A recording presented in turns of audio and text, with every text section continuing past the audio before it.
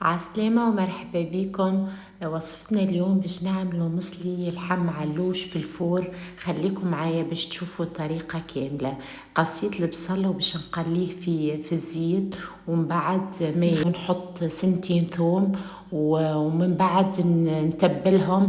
حطيت نص مغرفة فلفل أسود، ونص مغرفة كركم، ونص مغرفة فيح تابلو كروية، وشوية كليل يعطي بنة باهية للحم العلوش.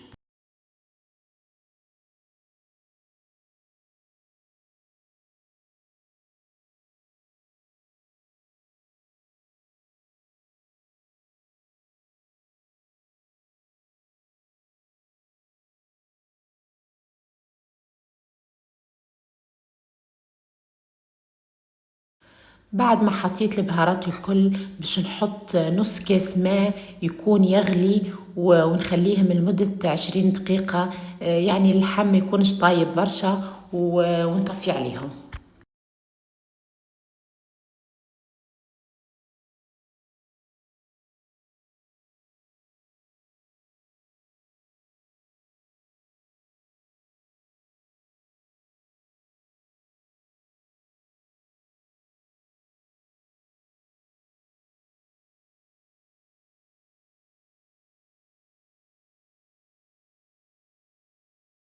نجو لهنا باش نحضروا المصلي متاعنا. حضرت الخضرة، غسلتها وقصيتها. باش نحط بطاطا الطبقة الأولى. الخضرة نجم نحطوا اللي نحبوا عليها.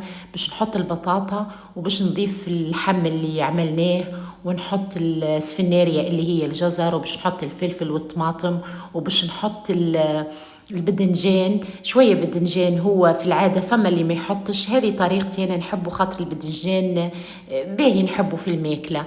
ونكملوا الخضرة الكل بنفس الطريقة.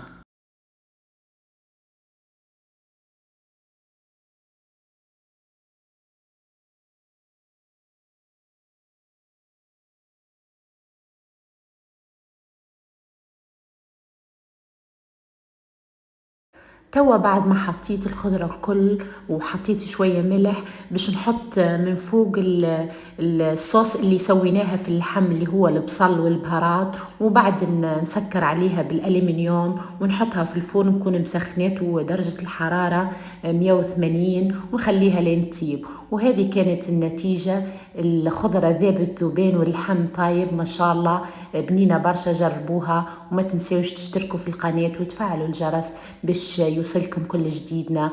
وشكرا.